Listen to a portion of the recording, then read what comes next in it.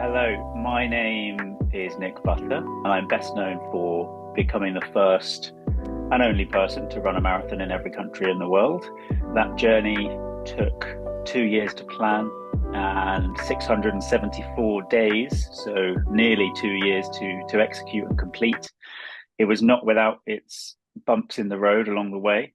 And my latest achievement was breaking the record for circumnavigating Britain, which was 2 marathons a day, every day for 4 months.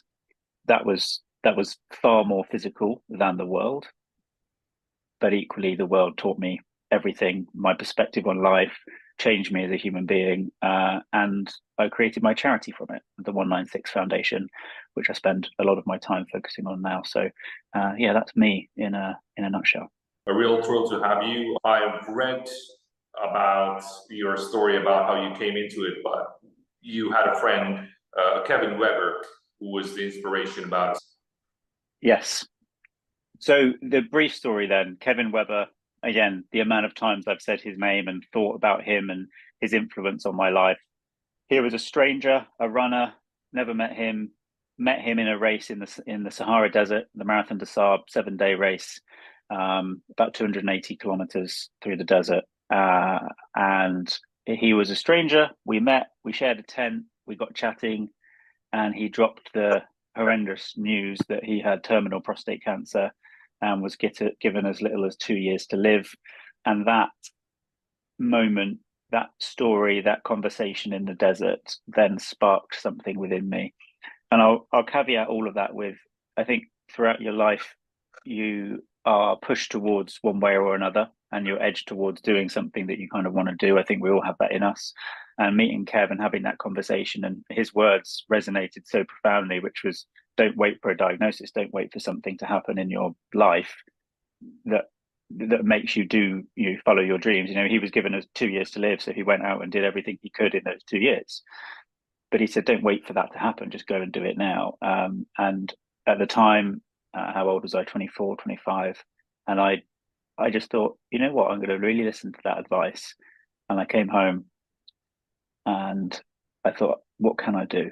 What do I want to do? I want to raise some money to help fight his cancer, which was prostate cancer. I raised some money for Prostate Cancer UK, and I decided to Google it. Had anybody run a marathon in every country in the world? That would be a cool thing to do, and it would mean that I have an opportunity to share his journey, hopefully raise some money to fight his cancer, and live by, very importantly, live by his counsel, which was to do what I loved. I love meeting people. I love photography. I love traveling, and I love running. And I Googled it and nobody had done it. And I thought, why? That's mad. We put people on the moon. Of course, I now know why. It was incredibly difficult and expensive and stressful and dangerous. But yeah, that conversation changed my life. Yeah, thank you for sharing that. And I was completely shocked when I read that you were a banker and you were a banker for 7 years. And that's probably like, if I had to pick 10 professions for you, I would have picked banker being the last one. So my guess is that you were still fit and you would run on the weekends, but was banking something that you just fell into, or did you have an interest in it? No, absolutely. I fell into it, and I had just a series of good opportunities, that a collection, a series, I suppose, of good people that were kind of helping navigate me in terms of a financial career. And I very much look at it as my financial career, and this is my passion career, if you like. And it was an opportunity to earn some money, have a proper job. Before that, I was a skier. I did a lot of skiing with the ski racing, and I then had an opportunity to get this job. And you're right, it wasn't me, and any of my colleagues would tell you that I wasn't I wasn't hating every day. It was just busy, stressful, intense time, and it wasn't the essence of who I was. I grew up in the countryside. I love being outdoors.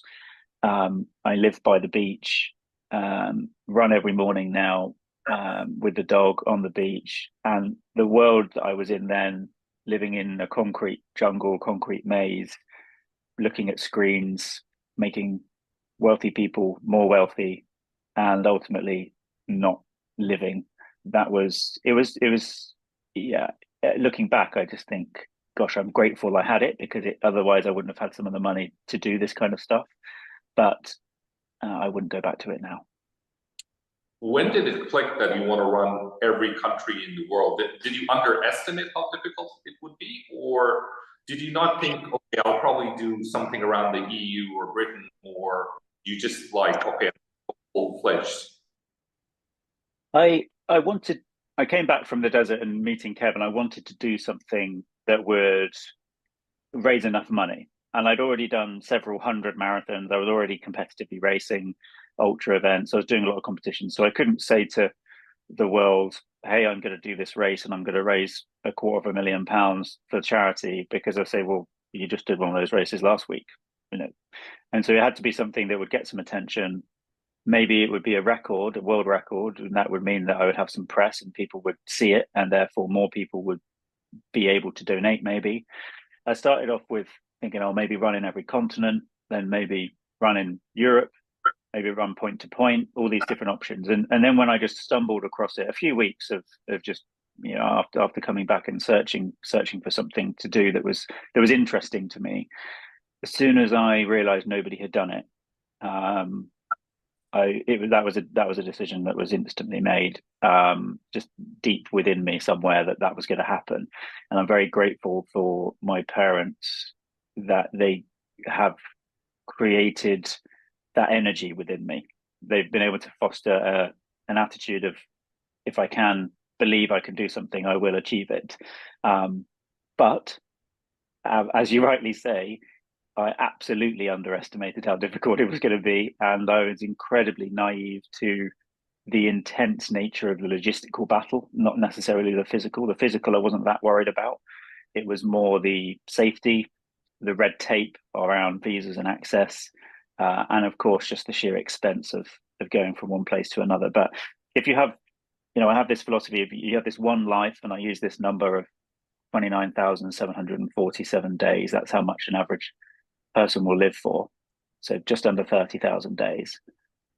And we have an opportunity in our Western world, in our developed environments. We have so much opportunity.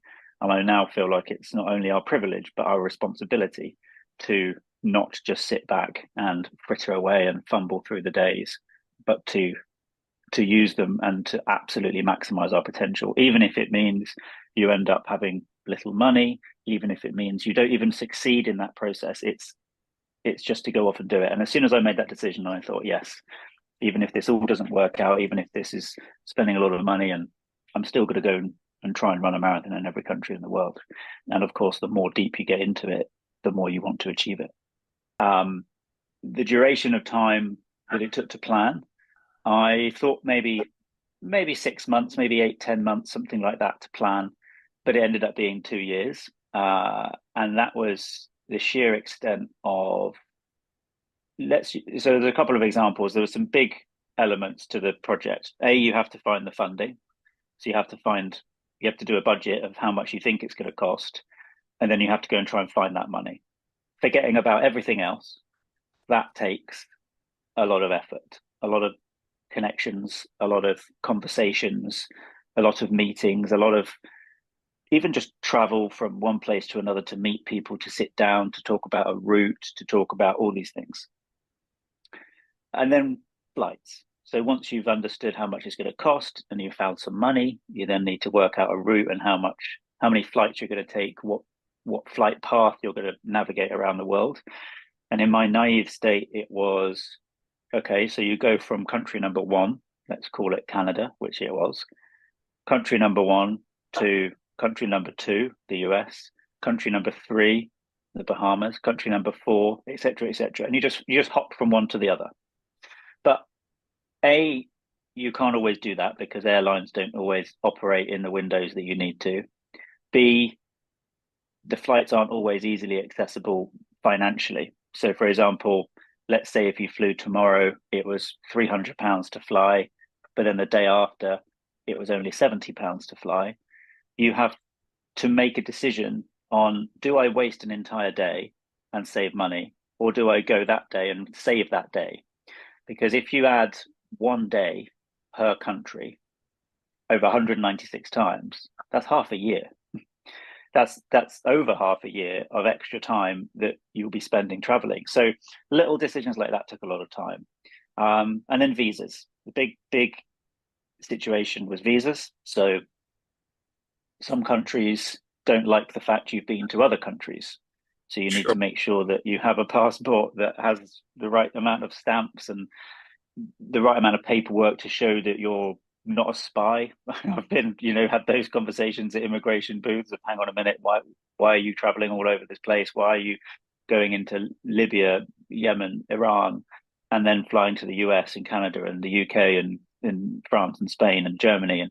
And so that was an element. And I could talk to you about that for weeks because it was incredibly complex. We ended up needing 9 passports instead of what we initially budgeted, which was about 2 or 3. So completely filling up 9 passports and having them flying all over the world to be sent to me in the right place at the right time. And then flights were cancelled, which meant I wasn't in the right place. So that my passport wasn't in the right place, which means I couldn't go to the next place. So it was difficult. I get goosebumps when I think about it because it was phenomenally logistically challenging. Um, and then the last element, I suppose, ignoring the physical, because I'm taking that as read that I can do the running. The last element is safety. If you can get into the country, let's make sure that you are safe. Safe in terms of uh, people, making sure that people don't want to mug you or attack you or steal from you or throw things at you, which has all happened. Um, the second thing is safety in terms of political volatility and war and simple facts of being in the wrong place at the wrong time. And then you have safety for animals. I had some close encounters with some animals, and then also safety for basic safety, like just trip hazards, just falling over, hitting your head, being hit by a car, also happened.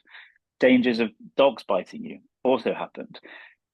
Simple facts of running in horrendous heat and being dehydrated and having deterioration of your body and your electrolytes and not having enough fat on you for the course of the trip. So all of that starts to equate. So at the beginning, I thought we'll just plan it, we'll go do it, we'll get it, we'll make it work. And that fundamental attitude was what got us to the finish line.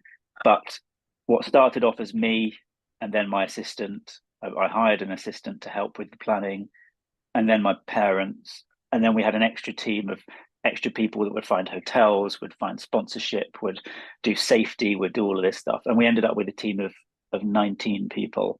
Although I was traveling on my own, we ended up with a huge team, and they were dotted all over the world that were coming together all hours of the day and night, 2, 3, 4, 5 o'clock in the morning, giving me a call to tell me get on that plane because tomorrow's flight's been cancelled and that means you can't go there. And so I did the easy bit. I did the running bit. Everybody else did the tough stuff. Yeah, thank you for going into the details because at your peak you had 19 people on your team. It wasn't always the case because of budgets, and I believe you were doing on average 3 countries a week just to keep on schedule. Yep. Obviously, there will be times where you might have to take an extra day here and there, but you didn't mention anywhere about recovery because for me, this is another part. It's almost like running is probably the easiest out of it, which probably was not the case because of water and dehydration and food and climate. Yep. And so on and so forth. But do you have like a steady recovery routine after you finish the race, or it depends? So you hit the nail on the head. The running was the easy bit. If I could list all the things that were difficult about the trip, running was not.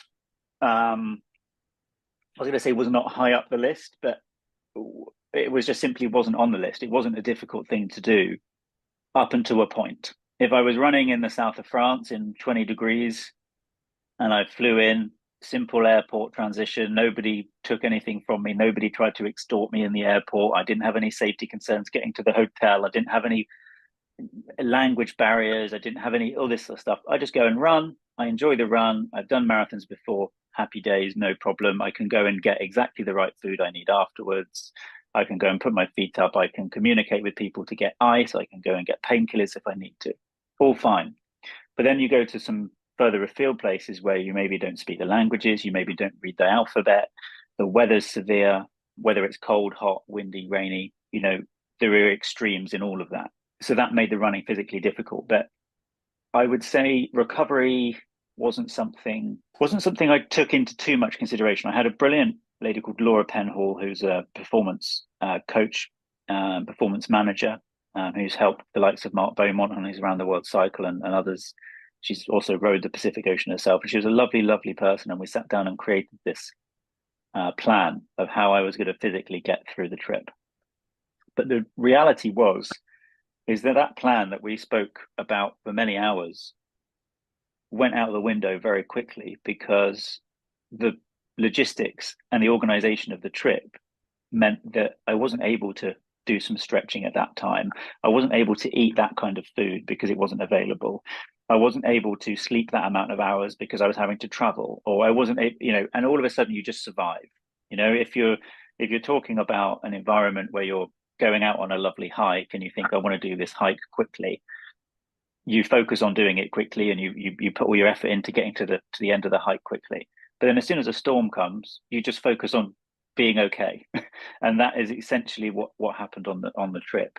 So recovery, there was no recovery. It was just hopping from one place to another, eating as whatever I could, and trying to nurse my body through from one to the other.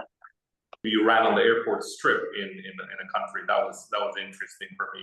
I want to hear about that one and perhaps any of your favorite other countries Yeah. where. Yeah, sure. There's lots of favorites for different reasons. There was lots of difficult elements for different reasons. So Tuvalu, let's talk about Tuvalu, the airport strip. The When you think about running marathons in every country, maybe you think about running past the Eiffel Tower, running past all of the Sydney Opera House, all the big areas of the world. But the reality is that a lot of the world that isn't frequently in the media or photographed or visited, there's some really cute, wonderful, authentic, elegant, just classically amazing places. And the Pacific Ocean islands are definitely a cluster of areas that are stunning. Tuvalu is one of the smallest countries in the world. The land there is mostly rock and sand, and the only place where the locals have as their community area where they do everything, whether they play sport, whether they have picnics, whether they walk, anything, was this 1.1 miles stretch of tarmac, which happened to double up as the airport. It was the runway for the country, for their entire nation.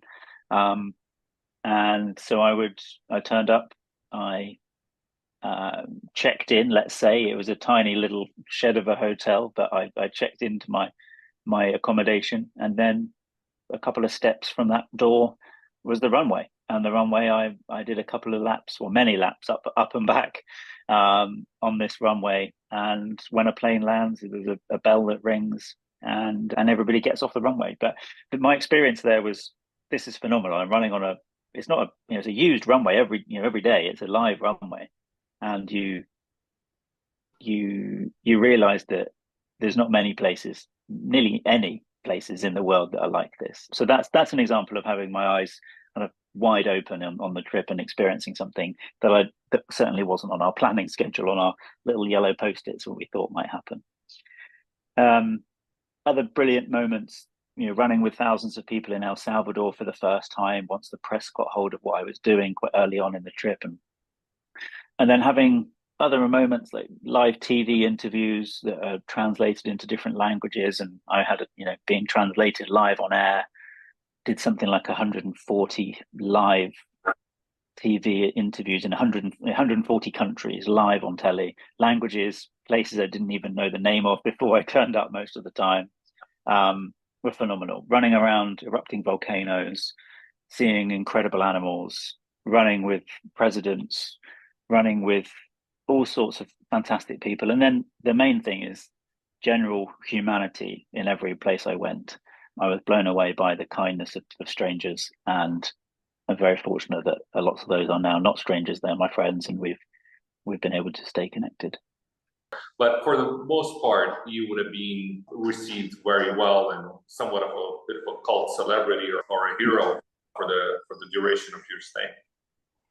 Yeah, I think there was an element of certainly early on feeling like people were coming out to see me because I was doing this crazy thing for charity, never been done. Isn't that cool? I want to be involved. And that's how I saw it. I thought people were coming out, part selflessly, part selfishly, part selflessly to be involved. And as I got further through the mission, I realized that that's not the case at all. Everybody was coming out because they were kind, because they wanted to see me succeed, because they wanted to have a glimpse of somebody doing something cool, somebody doing something that hadn't been done. And I learned that there's so many people out there that don't want stuff in return. They just want to be involved, give you a pat on the back, give you a cheer from a balcony, clap you as you run past. The thousands and thousands of people that have run with me, the thousands and thousands of people that have waved to me on the side of a road. And I learned that there's this strong correlation between the people that haven't got things, that haven't got, when I say things, I'm talking about wealth, opportunity, freedom, education, homes, food. The without people in the world are the ones that give the most. And I took that back with me after the trip and couldn't forget it and wouldn't allow myself to forget that. We are so material in our Western developed existence that it's not necessary. And I've been very keen on myself to not let that escape my mind on a daily basis. Hence why I created the foundation, my charity, the 196 Foundation, where we support causes all over the world now on an annual basis, projects that wouldn't have already existed, and we help. For example, last year we developed a farm in Kenya. The year before that, we developed a machine that offers affordable sanitary products to girls in Nepal.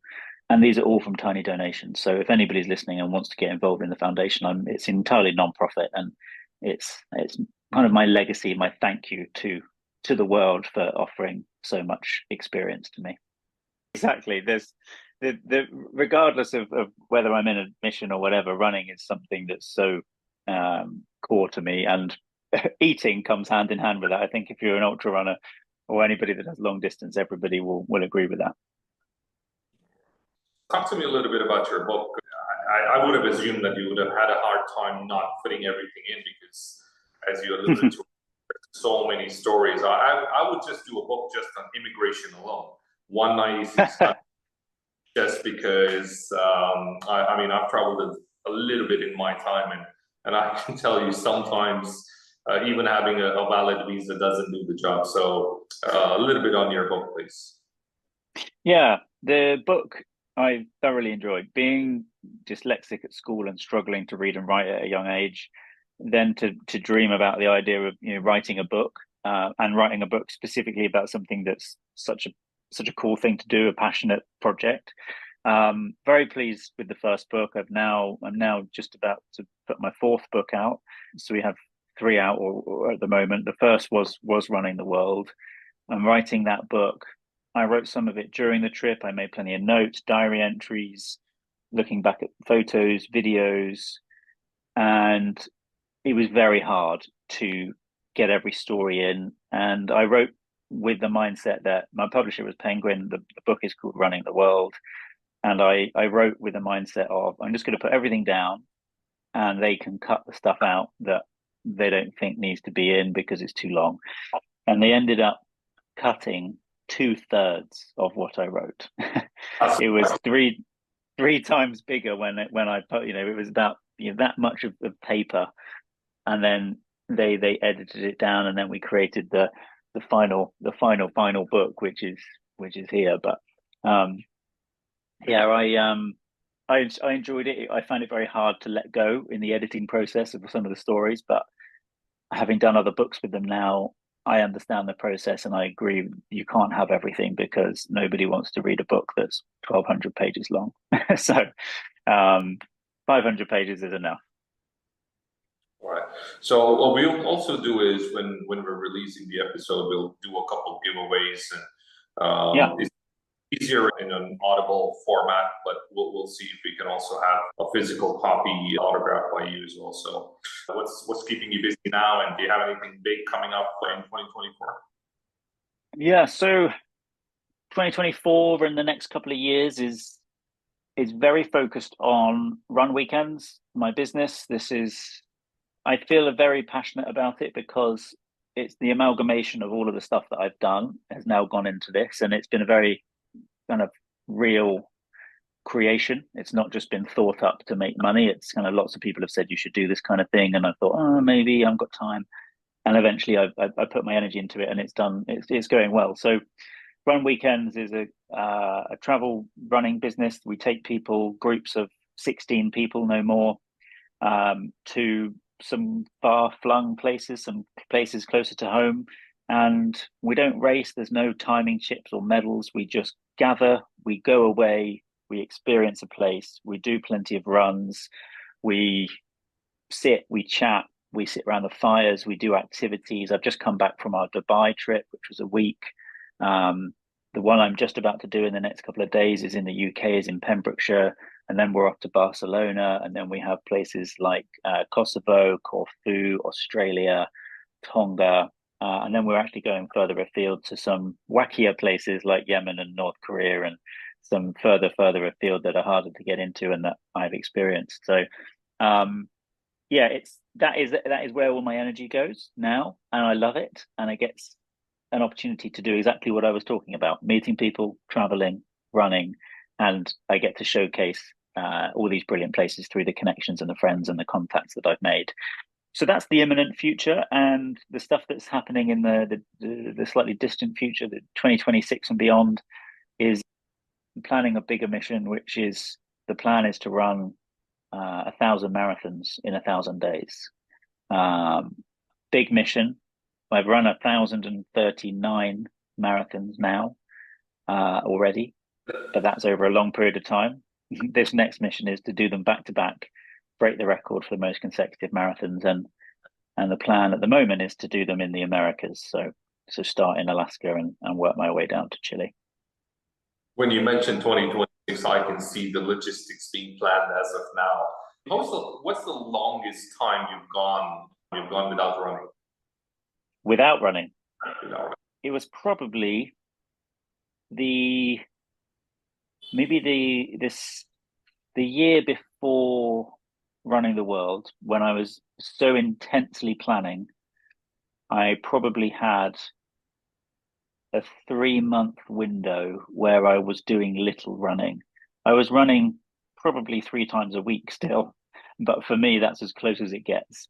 That's as close as it gets to no running. I can't remember a time where I've not been running. Such a couch potato.